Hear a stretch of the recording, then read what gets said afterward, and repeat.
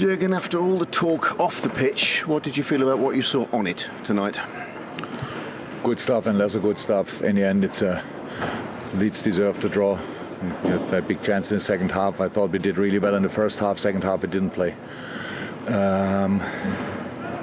often enough football anymore. Came under pressure. Ali had to make a couple of saves, and then when you defend deeper, then you get too many set pieces. When the goal came from a set piece, all the rest, the boys defended with a big heart and stuff like this. We should have used one or two of our counter-attacking chances. Usually you can finish a game like this, but finish it up, but we didn't. And then you keep it exciting until the end, and today it was then not enough. Was it one of those where you think we should have put the game beyond Leeds beforehand? Yeah, of course. We could have scored. We had super situations in the first half, really. In the second half, top counter chances, and didn't use them. That's how it is. Great work by Trent to set up the goal. How well do you feel he's responded to the challenges that he's faced over the last few weeks? First of all, I say it was a brilliant pass from Thiago as well. I like the first one, and then, yeah, very good, very good. I was not in doubt about that. We touched on beforehand the T-shirts that the Leeds players were warming up in. In the end, was that an added source of motivation for the players? No, I just don't think it's right, because they put in our dressing room, and I know everybody knows what is the idea behind. I don't think we deserve that, to be honest, as a team, that people bring us in these kind of situations. I don't like the way, a lot of people are now talking about Liverpool. This football club is a fantastic football club with millions and millions of supporters. They might not like the things what came up now, but in this specific moment, we cannot blame the team for that, because I take the criticism for everything. I take it for if we don't play well, I feel responsible for these kind of things, and the players do the same. But with this, we have nothing to do, to be honest. And now people write articles about what they should do with us as a club, and I mean us as well. When we came here, the supporters were shouting at us. When we had a walk today, people were shouting at us in the city. You all have to be a little bit careful. We are people as well, and we know since yesterday, like you, all about it, and that is emotional situation. And Gary Neville speaks about "you never walk alone." That at least should already be forbidden, to be honest. So because we have a lot of rights to sing that anthem, it's our anthem and not his anthem, and he doesn't understand it anyway. So I really don't want these kind of things, because it's not fair. I understand all the talks around, and I don't like it as well. But I don't talk about other clubs now like this, and you can be emotional. But I would wish Gary Neville would be in a hot seat somewhere, and not everywhere where the most money is. He was at Man United, but when the most money is there, the Sky where the most money is, and all these kind of things. So don't forget that we have nothing to do with it. We sit in the same situation like you all. We got information, and we have still to play football. And you deal with us already like Martin Semmer said, damn them to hell. Did he write that today? These things are right? Really? That's really not okay, I have to say. Quite understandably, as you said before the game, you've not had the chance to absorb it properly. You've not had the chance to talk about it properly yet. You've had a match to play in the meantime. Will there be an opportunity going forward, perhaps for you, to speak to the ownership, at least put your point of view across? Look, our owners. I worked since 6 years in this club, and they're great people. They're reasonable people. They're serious people. They don't do things just like this. They are not like this. They're really good people, and they will try to explain me the decision. Definitely, will I understand in the end? I don't know, but it's still not my decision, and it's just about that's how all employees.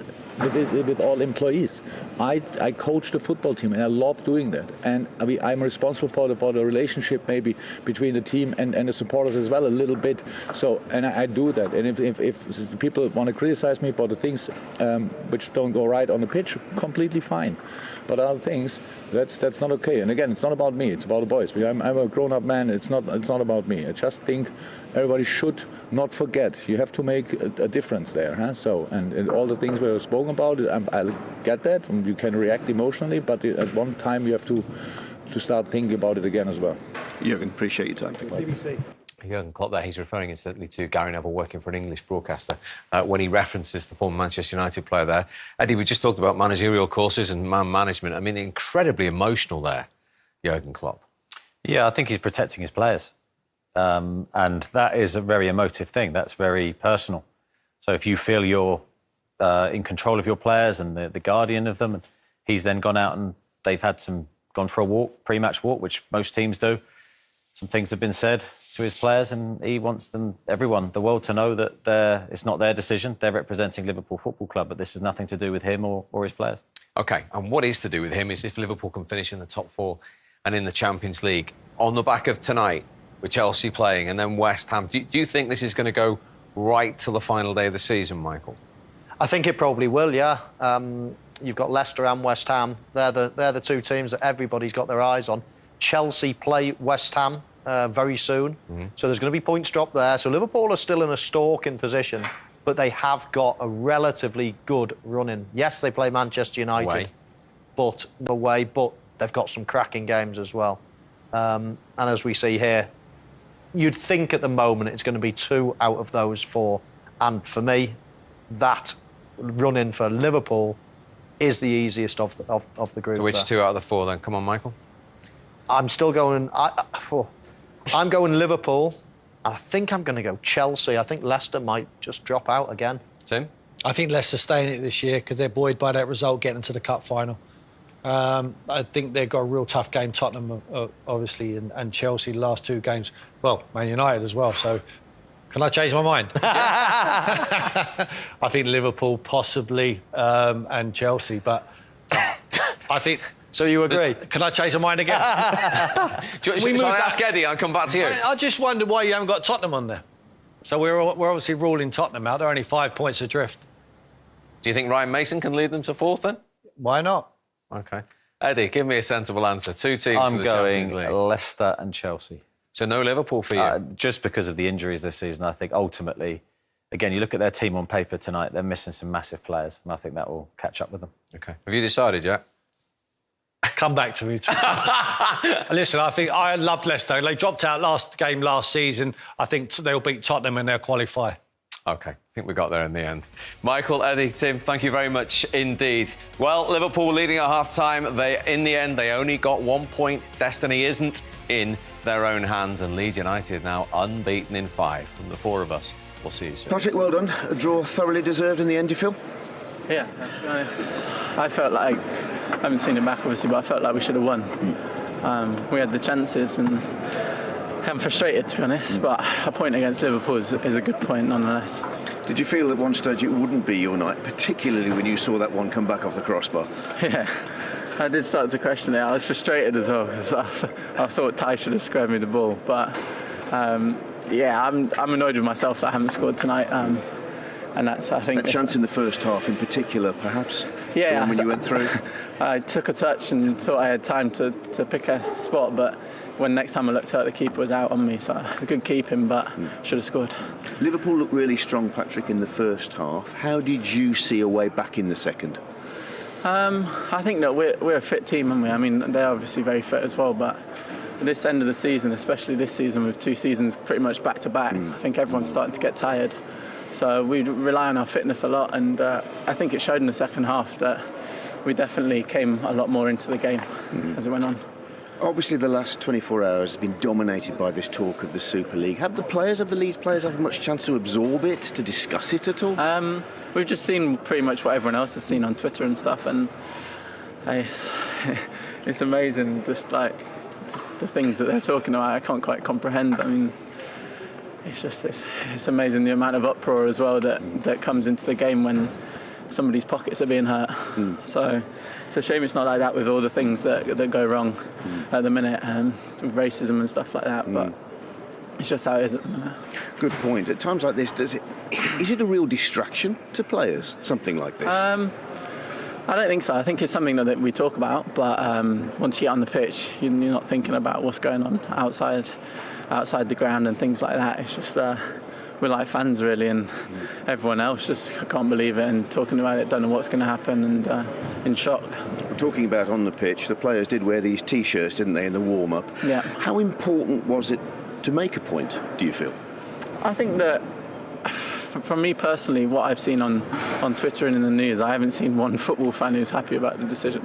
And I think football ultimately is because and it's for the fans. So without the fans, every single club would be pretty much nothing. So I think that it's important that we stand our ground and show that football is for the fans and try and keep it that way. Patrick, appreciate your time. Cheers, thanks. What's the first Premier League player we've heard talking on the subject? And Leeds as a club reacted very quickly with the T-shirts and the banners today as well. What do you make of Patrick Bamford's comments there? Yeah, I think, you know, they've only heard it quite quickly. It's very hard to comprehend because the more and more we learn about it, the more and more scenarios you play out. I think everybody's still digesting it and we're still getting a very much a first reaction to everybody at the moment. And that first reaction is a negative one. And often your first reaction is your gut feel is the right one. So I think that's what we're seeing, as Patrick Bamford says there. I haven't seen one positive thing to be said for it yet, but we must listen to the other side of the story. But no, I think all players, we like what we've got. You know, yes, we can make it better. Cup competitions, whether it's do away with replays, whether it's whatever you want to do, we can touch it around the sides to make it a little bit better. However, what we've got in broad principle has stood the test of time, and it's a very competitive way. It's a very fair way. It gives opportunity for others to burst into the top division and things like that. So I think most people would be very apprehensive in terms of changing something that's not even broken. And that's interesting, going back to what we were talking about beforehand, representing the other 14 clubs who are in the same division as the chosen 6, the reaction from inside the Leeds dressing room. Yeah, absolutely. And he talks so well, Patrick, you know, always has done. It'd be quite similar. I mean, whenever you speak to anyone outside, even within the top 6, the teams, we saw Jurgen at the beginning of the game there, you know, the manager of Liverpool, the champions, he's not happy with the situation. Yes, he doesn't know much about it. And like Michael said, they're going to have to learn a lot more. But you speak to the players at Chelsea, at Tottenham, at Arsenal, whoever's involved within and trying to break away there, they won't be happy with it. Michael mentioned digesting it. See, whenever they digest it, they're going to feel sick. No one wants it. Stop even talking about it. It won't happen. And I just wonder, Eddie, because there's a lot of times where managers say to me, look, we go on these courses, we go on a pro licence and we get taught. But there are certain scenarios that no course, no licence will prepare you for one. This is one of those, isn't it, from a managerial point of view, trying to keep players concentrated on the game and the matter in hand? Yeah, very much so. But that's the art of management. You get thrown so many things with very little time usually to think about the consequences or what it means, but you have to react. And that's really the challenge of a manager, be able to react with a cool head, think things through in a matter of seconds, and then give a good argument, a logical response to a tough question in front of either your players or in front of millions of people at home. And I thought Jurgen Klopp and everyone did very well today.